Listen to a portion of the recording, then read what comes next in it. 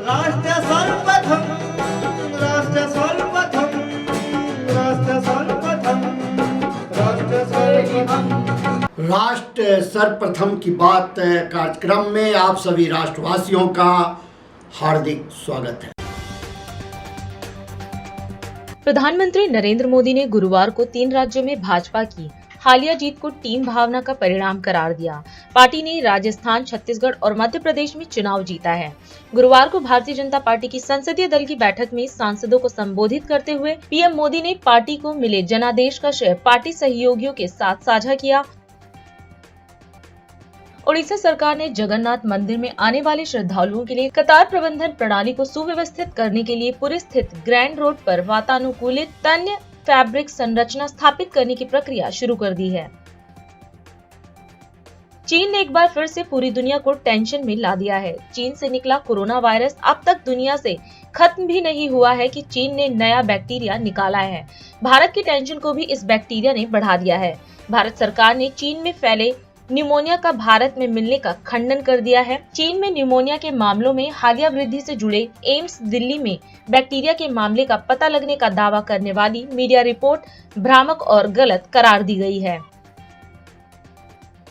रक्षा मंत्री राजनाथ सिंह ने गुरुवार को बाढ़ प्रभावित उत्तरी तमिलनाडु का हवाई सर्वेक्षण किया और चक्रवात मिचोंग के कारण हुए नुकसान पर मुख्यमंत्री एमके स्टालिन के साथ चर्चा की। मूसलाधार बारिश और बाढ़ से प्रभावित चेन्नई और आसपास के इलाकों का सर्वेक्षण करने के बाद केंद्रीय मंत्री ने सचिवालय में एमके स्टालिन से मुलाकात की और उन्हें चक्रवात, इससे हुए नुकसान और केंद्र से आवश्यक राहत के बारे में जानकारी दी। तेलंगाना विधानसभा चुनाव में कांग्रेस को जीत मिली थी। कांग्रेस की ओर से अनुमूला रेवंत रेड्डी पार्टी विधायक दल का नेता चुने गए हैं। रेवंत रेड्डी ने आज तेलंगाना के दूसरे मुख्यमंत्री के रूप में शपथ ली। तेलंगाना की राज्यपाल तमिलिसाई सुंदरराजन ने उन्हें पद और गोपनीयता की शपथ दिलाई। रैपिड रेल ट्रांजिट सिस्टम का दिल्ली मेरठ कॉरिडोर का एक एक्शन सफलतापूर्वक चल रहा है। ये सेक्शन गाजियाबाद से दुहाई के बीच चालू किया गया है। इस सेक्शन में सफलतापूर्वक रैपिड रेल चलाई जा रही है। इसी बीच उत्तर प्रदेश सरकार ने गाजियाबाद से नोएडा एयरपोर्ट के बीच रैपिड रेल के नए कॉरिडोर को चलाने का फैसला किया है। कटक रेलवे स्टेशन पर वीरवार को सुबह भुवनेश्वर हावड़ा जनशताब्दी एक्सप्रेस के एक डिब्बे में मामूली आग लग गई। राष्ट्रीय हरित अधिकरण के बोकारो जिले के गोमिया प्रखंड में कथित अवैध रेत खनन को लेकर झारखंड सरकार के खनन विभाग के निदेशक और अन्य को नोटिस जारी किया है। पंजाब राज्य मंत्री स्तरीय सेवा संघ के प्रतिनिधियों ने अपना आंदोलन 11वें दिन तक बढ़ाने की घोषणा की। कर्मचारी 8 नवंबर से हड़ताल पर है। पुरानी पेंशन योजना को लागू करने सहित उनकी अन्य मांगों पर मंत्रिमंडल उप समिति के साथ बातचीत बेनतीजा रहने के एक दिन बाद हड़ताल बढ़ाने का निर्णय लिया गया। दिल्ली की कीर्तिनगर पुलिस ने किया शातिर वाहन चोरों को गिरफ्तार। दिल्ली से ट्रक चुराकर रोहतक में कर देते थे पुर्जे अलग, गिरफ्तारी से सुलझे 7 मामले।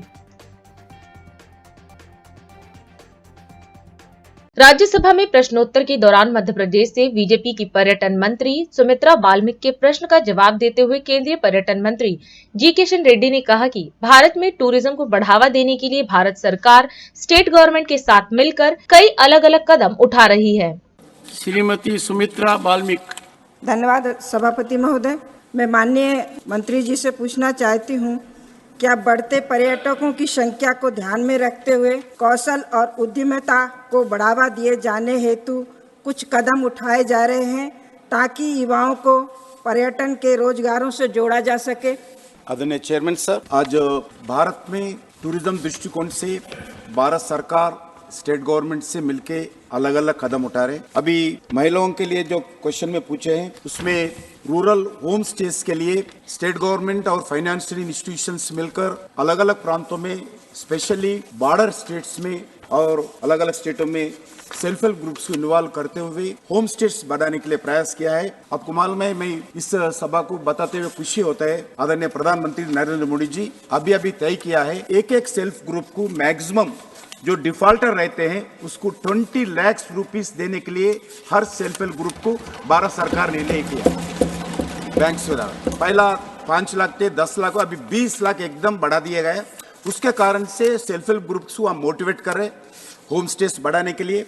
उसके साथ साथ जो भारत सरकार के द्वारा जो Indian institute of travel and tourism management के द्वारा हम डिजिटल प्लेटफॉर्म के द्वारा हम फीमेल टूर गाइड्स को भी ट्रेनिंग दे रहे।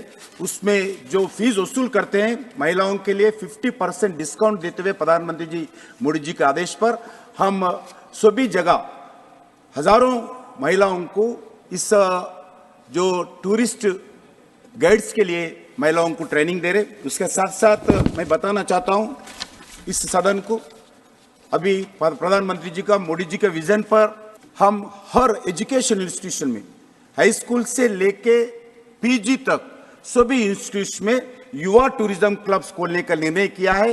अभी तक 35,000 युवा टूरिज्म क्लब्स अलग अलग इंस्टीट्यूशंस में भारत सरकार खोले हैं, क्योंकि आपको मालूम है घर में अगर कोई समर में हॉलिडे में टूरिज्म जाना चाहते तो कौन तय करते हैं? घर में रहने वाले स्टूडेंट्स बच्चे तय करते हैं। इसलिए भारत सरकार चाहते हैं डोमेस्टिक टूरिज्म बढ़ाने में उस बच्चों को आधार पर उस घर में उसके परिवार में उसके इंस्टीट्यूशंस में अवेयरनेस लाने के लिए युवा टूरिज्म क्लब्स खोल रहे।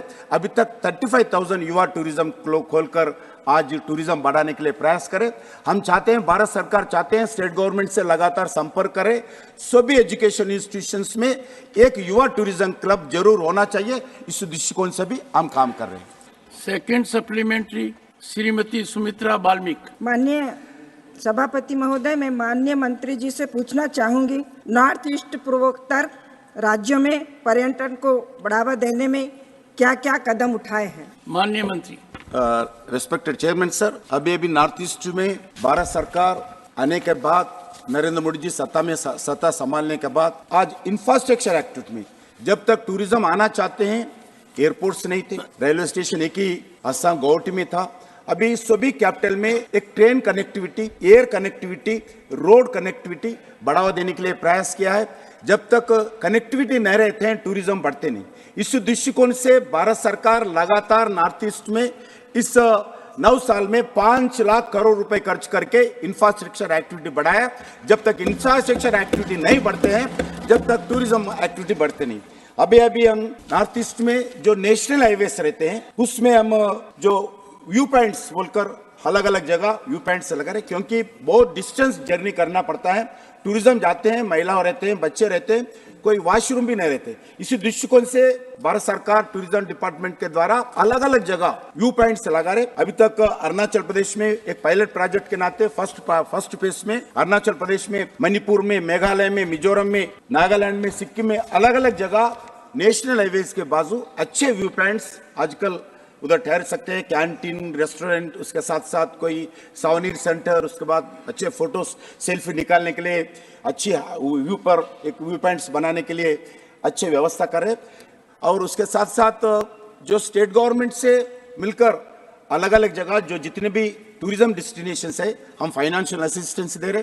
प्रसाद स्कीम के द्वारा, स्वदेशी दर्शन के स्कीम के द्वारा, पिलग्रिम टूरिज्म हो, नेचुरल टूरिज्म हो, ऐसे अलग अलग जगह टूरिज्म बढ़ाने के लिए भी नॉर्थ ईस्ट में भारत सरकार का प्रथम रिस्पॉन्सिबिलिटी है और प्राथमिकता देकर नॉर्थ ईस्ट में टूरिज्म बढ़ाने के लिए पूरा प्रयास कर रहे हैं।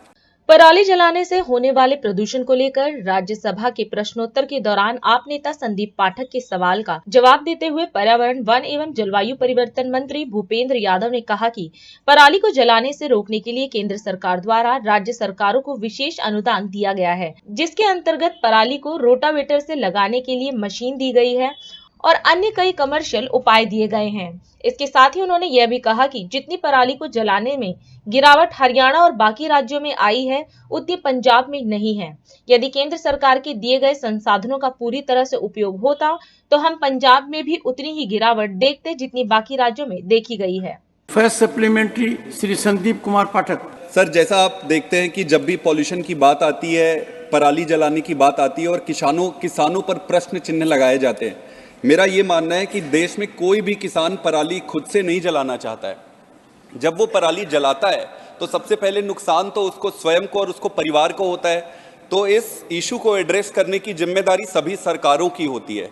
मेरा प्रश्न ये है सर, आपके माध्यम से माननीय मंत्री जी से, कि पराली को ना जलाने के लिए जो कॉम्पनसेशन देनी बहुत ज़रूरी है, यही एक ऐसा तरीका है जिससे आप रोक सकते हैं। पंजाब सरकार ने ये ऑफर दिया है कि प्रति एकड़ पराली न जलाने के लिए 1,000 रुपये कॉम्पनसेशन पंजाब सरकार की तरफ से, और केंद्र सरकार से मांगा है कि 1,500 रुपये अगर केंद्र सरकार भी उस पर ऐड ऑन कर दे तो ये पर्याप्त राशि होगी और ये एक बहुत अच्छा प्रयास होगा। तो क्या केंद्र सरकार इसके लिए रेडी है और उनका इस पे क्या प्रयास है, ये मेरा पहला प्रश्न। माननीय मंत्री जी। पराली को जलाने से रोकने के लिए केंद्र सरकार के द्वारा राज्य सरकारों को विशेष अनुदान दिया गया है। इस विशेष अनुदान के अंतर्गत पराली को जो रोटिवेटर से लगाने के लिए मशीनें दी गई, पराली को रोकने के लिए अन्य कमर्शियल उपाय दिए गए। मैं यह कहना चाहता हूं कि जितनी पराली को जलाने में गिरावट हरियाणा और बाकी राज्यों में आई, उतनी संतोषजनक प्रगति पंजाब राज्य में नहीं आई। मैं आपके माध्यम से आग्रह करना चाहूंगा कि केंद्र सरकार के दिए गए संसाधनों का जो पूरी तरीके से उपयोग करना था, अगर वो होता तो हम पंजाब में भी उतनी ही गिरावट देखते जितनी बाकी राज्यों में दिखती। Second supplementary Shri Sandeep Kumar Pathak. Thank you, sir. So, although the first answer is not satisfactory, but I would move on to my next question. Sir, पराली को जलाने से रोकने के लिए अगर लॉन्ग टर्म और सस्टेनेबल आंसर खोजना है तो क्रॉप डाइवर्सिफिकेशन एक बहुत फंडामेंटल और क्रिटिकल पैरामीटर है। क्रॉप डाइवर्सिफिकेशन के लिए सबसे महत्वपूर्ण बात यह है सर कि एक तो एमएसपी है, क्या किसान को पर्याप्त एमएसपी मिलती है, और अगर उस फसल पर एमएसपी मिलती है तो पैडी जो धान है उसके एमएसपी में कितना डिफरेंस है। पंजाब सरकार ने ये ऑफर दिया है केंद्र सरकार को कि जो एमएसपी में डिफरेंस है धान में और बाकी के फसलों में वो अपने पंजाब सरकार की तरफ से कॉम्पेंसेट करेंगे और एमएसपी देंगे।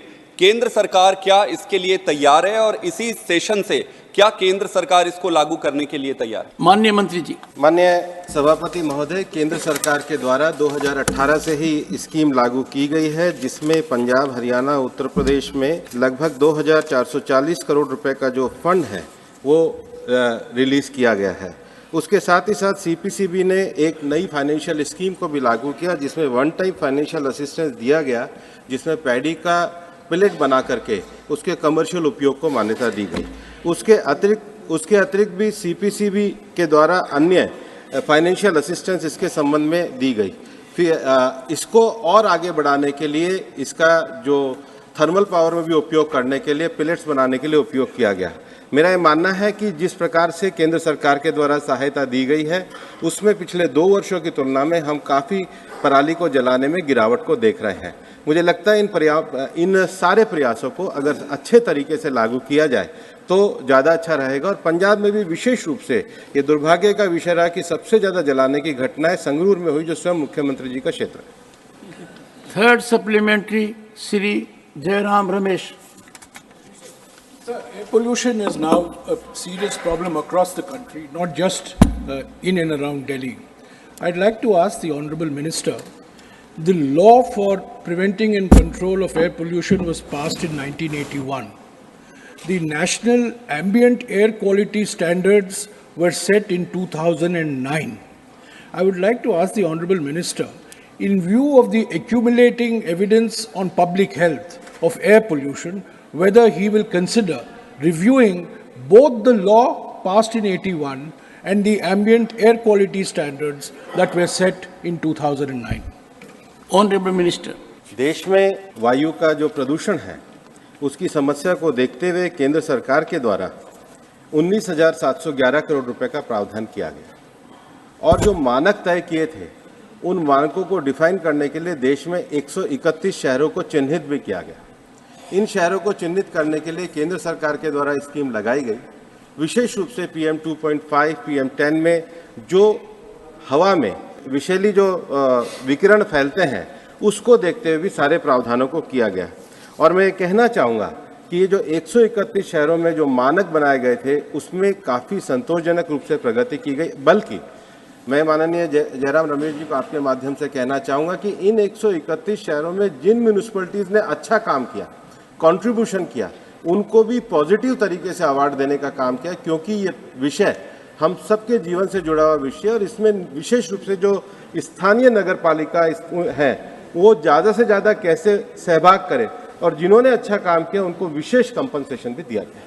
अभी समय है एक ब्रेक का, हम चलते हैं ब्रेक पर। आप कहीं जाए नहीं, छोटा सा break. Powered by Kamal Buildtech Private Limited, fulfilling promises. With our professional team and experience of delivering projects, in past we guarantee you peace of mind and top quality work in an affordable price. और अधिक खबरों के लिए आप हमारे YouTube channel दैनिक India दर्पण को अभी सब्सक्राइब करें और नोटिफिकेशन के लिए बेल आइकन को प्रेस करना ना भूलें। राष्ट्र सर्वप्रथम की बात कार्यक्रम में ब्रेक के बाद एक बार फिर आप सभी राष्ट्रवासियों का स्वागत। जिला श्योपुर में आयोजित लाडली बहना सम्मेलन का आयोजन किया गया। इस अवसर पर सीएम शिवराज ने भी सम्मेलन में प्रतिभाग किया। सीएम शिवराज ने जनता को संबोधित करते हुए उनका आभार व्यक्त किया। उन्होंने बीजेपी को प्रचंड बहुमत मिलने का श्रेय बहनों को दिया और कहा कि यह सब पीएम मोदी के प्रति जनता का अटूट विश्वास है, जिस कारण बीजेपी भारी मतों से विजयी हुई है। इसके साथ ही उन्होंने कहा कि यह डबल इंजन सरकार के द्वारा किए गए विकास कार्यों की जीत है। मैं श्योपुर विजयपुर की जनता का, कार्यकर्ताओं का हृदय से आभारी हूं। उन्हें भरपूर प्यार और समर्थन दिया। हार जीत होती रहती, कई कारण उसके रहते हैं। पूरे प्रदेश में ऐसा बहुमत मिला है कि लोग दंग रह गए कि इतने वोटों से भारतीय जनता पार्टी जीती। ये प्रचंड विजय जो बहनों के आशीर्वाद से मिली है, अपने प्रधानमंत्री श्रीमान नरेंद्र मोदी जी के प्रति जनता की श्रद्धा और अटूट विश्वास की विजय है। ये विजय जो काम हमने किए जनता के लिए, विकास के लिए, सबके लिए काम किए, भाई बहन भांजे भांजी, ये डबल इंजन के सरकार के काम की जीत है, विजय है। और ये विजय मेरी लाडली बहनों, तुम्हारे प्यार और भाई के प्रति स्नेह की जीत है। एक नई ताकत खड़ी हो गई, मेरी बहनों की ताकत। और आज आपका भाई आपको ये वचन देता है, मेरी बहनों, जो एक एक वचन दिया है, एक एक गारंटी दी है, वो हर गारंटी पूरी की जाएगी, चिंता मत करना। लाडली लक्ष्मी से अपना सफर प्रारंभ हुआ था। अपनी बेटियां पहले बोझ मानी जाती थी, उनको वरदान बना के लखपति बनाने का अभियान चला, लाडली लक्ष्मी। और आज 46 लाख लाडली लक्ष्मी बेटी है हमारी। लाडली लक्ष्मी, फिर कन्या विवाह, फिर मेरी बहनें चुनाव लड़े और जीत के आए, इसके लिए 50% से ज्यादा रिजर्वेशन स्थानीय निकाय के चुनाव में अपनी बहनों को दिया। और प्रधानमंत्री जी ने एक और क्रांतिकारी फैसला लिया कि लोकसभा विधानसभा के चुनाव में भी अब बहनों को 33% रिजर्वेशन दिया जाएगा, ताकि ज्यादा संख्या में एमएलए और एमपी भी बहनें बन सके। एक के बाद एक लगातार ऐसे फैसले होते रहे। हमने तय किया कि बहन और बेटियों के नाम अगर संपत्ति खरीदी जाएगी तो स्टाम्प शुल्क केवल 1% लगेगा, ताकि उनके नाम पे संपत्ति खरीदी जाए। फिर संबल जैसी योजना बनी। एक योजना और बनाई कि अगर गरीब बहना बेटा बेटी को जन्म देगी तो जन्म देने के पहले 4,000 और जन्म देने के बाद 12,000 को 16,000 रुपया दिए जाएंगे, ताकि घर रह के आराम कर सके। एक नहीं अनेकों योजना, ये अपनी बहनों की जिंदगी बदलने का अभियान था। लेकिन इसके बाद एक और क्रांतिकारी योजना बनी, लाडली बहना योजना। हर महीना बहनों के खाते में पैसा जाएगा। फिर 10 तारीख आ रही है, सरकार भी आ गई और 10 तारीख भी आ रही है। अब चिंता की जरूरत नहीं है। अच्छा, इस योजना ने कई बहनों की जिंदगी बदल दी। बहनों की योजना तो पूरी होगी, लेकिन किसान भाइयों चिंता मत करना, 2700 रुपया क्विंटल जिले में भारतीय जनता पार्टी ने जो गारंटी दी है, एक एक गारंटी पूरी होगी। एक तरफ प्रधानमंत्री नरेंद्र मोदी जी के नेतृत्व में एक वैभवशाली, गौरवशाली, संपन्न, समृद्ध और शक्तिशाली भारत का निर्माण हो रहा है। देखो, अब लोकसभा के चुनाव होंगे। अप्रैल मई में देश को आगे बढ़ा रहे हैं, भाई बहनों को आगे बढ़ा रहे हैं, मध्य प्रदेश को आगे बढ़ा रहे हैं अपने प्रधानमंत्री नरेंद्र मोदी जी। तो प्रधानमंत्री फिर से नरेंद्र मोदी जी को बनाना है और इसलिए श्योपुर जिले में भी विधानसभा भले नहीं जीते हो लेकिन लोकसभा में दोनों सीटें भारी बहुमत से जिताना है। बोलो जिताना है, फिर से कमल के फूल की बटन दबाना है और लोकसभा में भारी बहुमत से भारतीय जनता पार्टी को जिता के नरेंद्र मोदी जी को भारत का प्रधानमंत्री बनाना है। बोलो सब भाई बहन तैयार हैं? झारखंड के पूर्वी सिंहभूम में आपकी योजना आपकी सरकार आपके द्वार के अंतर्गत कार्यक्रम का आयोजन किया गया। इस अवसर पर मुख्यमंत्री हेमंत सोरेन ने कार्यक्रम में प्रतिभाग किया। उन्होंने जनता को संबोधित करते हुए अपील की कि आप सभी अपने गांव, पंचायत, वार्ड में इन शिविरों के जरिए राज्य सरकार की लोक कल्याणकारी योजनाओं का लाभ अवश्य लें। उन्होंने कहा कि हम अपनी सोच और लक्ष्य के अनुरूप राज्य भर में गांव, पंचायत और वार्ड में शिविर लगाकर लोगों को योजनाओं से जोड़ने का काम कर रहे हैं। अपने लक्ष्य के अनुरूप गांव-गांव, पंचायत शिविर लगाने के साथ साथ हम भी कुछ शिविरों में पहुंच रहे हैं और ये देखने का हम कोशिश कर रहे हैं कि सरकार वाकई में जनता की सेवा में लगा है कि नहीं लगा है। आपकी योजना, आपका सरकार, आपके द्वार कार्यक्रम आज एक नहीं हजारों शिविरें पूरे राज्य में लगी हुई है।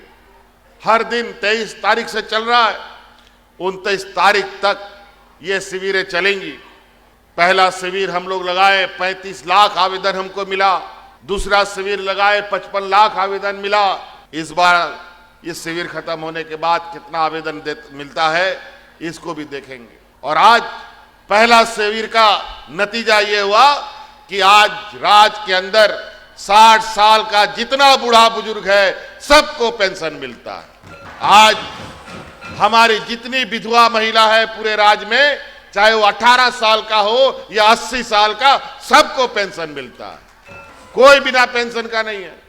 ये भारत देश का पहला राज्य है जो सभी बुजुर्गों को, सभी महिलाओं को, सभी दिव्यांग को और साथ साथ में जिस औरत को कोई आदमी छोड़ के भाग जाता है उसको भी पेंशन देने का काम है। कोरोना जैसा महामारी पूरे दुनिया में फैला, जब हाट बाजार, गाड़ी मोटर, काम धाम सब बंद था, उस समय भी हम लोगों ने एक भी मजदूरों को इस राज्य में मरने नहीं दिया। सबको मुफ्त में गांव में, पंचायत में खाना बना बना करके अपने ग्रामीणों को मुफ्त खिलाने का काम हम कर रहे थे। और हमारे मजदूर जो अलग अलग राज्यों में 7 समंदर पार फंसा हुआ था, उन लोगों को हवाई जहाज से ढो ढो करके गांव में पहुंचाने का काम कर रहे थे। ऐसे विपत्ति में भी हम लोगों ने ग्रामीणों का साथ नहीं छोड़ा। पूरा सरकार का मंत्री, नेता, विधायक गांव गांव घूमता था और आज उस कोरोना ने हमारे 2-2 मंत्री को निगल लिया, 2-2 मंत्रियों की जानें चली गई। और वो सिर्फ आप लोगों को, हमारे गांव के लोगों को, हमारे आवाम को बचाने के लिए उन लोगों ने अपने प्राणों की आहुति दी। क्योंकि ये सरकार इस राज्य के आदिवासी मूलवासियों की सरकार है। ये लोग जो हमारे पूर्ववर्ती सरकार, इनको सिर्फ आरोप लगाना आता है, काम करना नहीं आता है। जो लाखों कर्मचारी जिनको तनख्वाह मिलता है, इस गांव के लोगों को, इस राज्य के आवाम की सेवा के लिए उसको तनख्वाह मिलता है।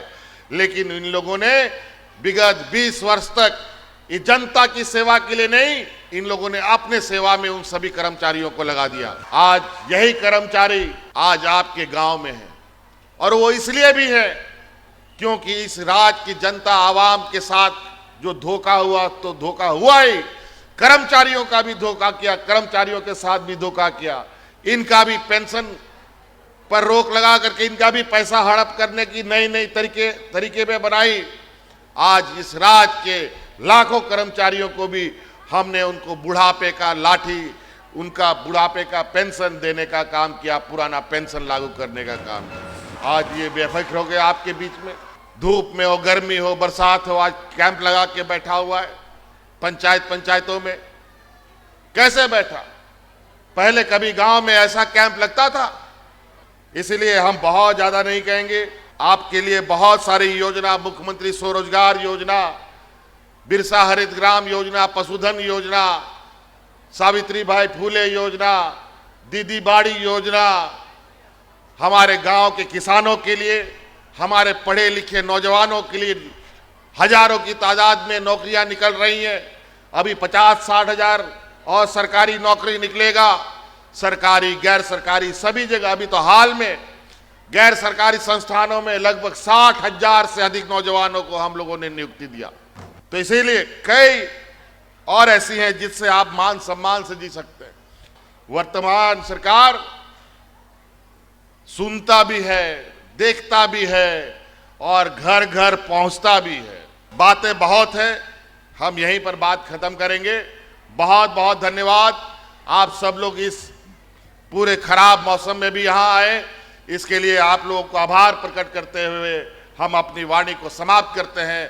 बहुत बहुत धन्यवाद। एमसीडी ने प्रॉपर्टी टैक्स में छूट का फायदा लेने के लिए सभी प्रकार की संपत्तियों की जियो टैगिंग को अनिवार्य कर दिया है। इसी कड़ी में मेयर डॉक्टर शैली ओबरॉय, डिप्टी मेयर आले मोहम्मद इकबाल, सदन के नेता मुकेश गोयल ने एक महत्वपूर्ण प्रेस वार्ता को संबोधित किया। मीडिया को संबोधित करते हुए मेयर डॉक्टर शैली ओबरॉय ने कहा कि दिल्ली नगर निगम ने पहली बार जियो टैगिंग की शुरुआत की है। जियो टैगिंग के माध्यम से पूरी दिल्ली में जितनी प्रॉपर्टीज हैं वो सैटेलाइट के द्वारा टैग की जा सकती हैं, जिससे पता लगेगा कि दिल्ली में कितनी प्रॉपर्टी है और कितने टैक्स पेयर हैं। उन्होंने बताया कि पिछले 7 दिनों से जियो टैगिंग की शुरुआत हो चुकी है और इन 7 दिनों में 20,000 प्रॉपर्टीज को टैग किया जा चुका है। मेयर डॉक्टर शैली ओबरॉय ने कहा कि आने वाले 2 महीनों में 15 लाख प्रॉपर्टी को टैग करने का हमारा लक्ष्य है। और जैसे कि आप जानते भी हैं कि पिछले 15 सालों में भारतीय जनता पार्टी ने नगर निगम में राज किया और नगर निगम में कभी भी प्रॉपर डेटाबेस नहीं रहा है कि दिल्ली में कितनी प्रॉपर्टीज हैं, कितने हाउस टैक्स के टैक्स पेयर्स हैं। पर अब पूरे भारतवर्ष में जितनी भी कॉरपोरेशन है, दिल्ली नगर निगम ने एक पहली मुहिम की तरह एक जियो टैगिंग स्टार्ट की है। जियो टैगिंग वो माध्यम है जिससे पूरी दिल्ली में जितनी भी प्रॉपर्टीज़ हैं वो सैटेलाइट के द्वारा टैग की जा सकती हैं और इससे ये पता लग सकता है कि दिल्ली में कितनी प्रॉपर्टीज़ हैं और कितने हमारे टैक्स पेयर्स हैं। अभी तक ऐसा जो शुरुआत, इस तरह की एक शुरुआत जो है मुंबई और बेंगलोर में रही, पर नगर निगम की सबसे अच्छी बात यह है कि इस पर कुछ भी खर्चा नगर निगम का नहीं आने वाला है। और पिछले 7 दिनों से जो जियो टैगिंग की जो शुरुआत है वो हो चुकी है और पिछले 7 दिनों में 20,000 प्रॉपर्टीज़ को टैग कर दिया गया है और आने वाले 2 महीने में जो टारगेट है वो है 15 लाख प्रॉपर्टीज़ को टैग करने का। और सबसे ज़्यादा जो हमारी प्रायोरिटी रहेगी वो रहेगी 4 लाख प्रॉपर्टीज़ की, जो कि गैर रिहायशी प्रॉपर्टीज़ होंगी। और मैं आपको ये भी बताना चाहती हूँ कि 30 जनवरी 2024 तक एक ऐप के माध्यम से ये जो जियो टैगिंग की जो पूरा प्रोसीजर है, ये 30 जनवरी तक हमारा टारगेट है इसको कंप्लीट करने का। इससे एक ये फ़ायदा होगा कि एक बेटर अर्बन प्लानिंग जो है, जो दिल्ली की नगर निगम है वो कर पाएगी। साथ ही जब कोई भी प्रॉपर्टी जब जियो टैग हो जाएगी तो एक यूनिक एड्रेस नंबर, यूनिक एक एड्रेस या यूनिक एक कोड जो उस प्रॉपर्टी को दे दिया जाएगा और जो प्रॉपर्टी जियो टैगिंग के माध्यम से टैग होगी उस प्रॉपर्टी को टैक्स में भी रिबेट दी जाएगी।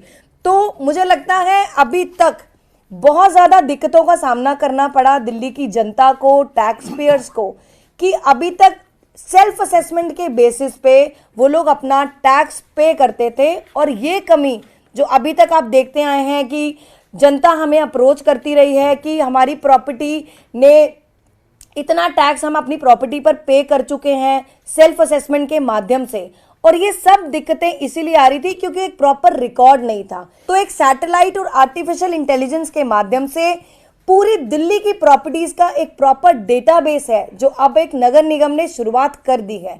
और अधिक खबरों के लिए आप हमारे YouTube चैनल दैनिक इंडिया दर्पण को अभी सब्सक्राइब करें और नोटिफिकेशन के लिए बेल आइकन को प्रेस करना ना भूलें।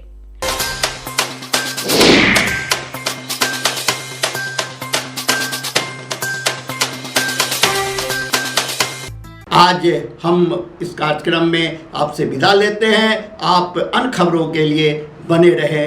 राष्ट्र सर्वप्रथम, वंदे मातरम, जाग उठा है भारत।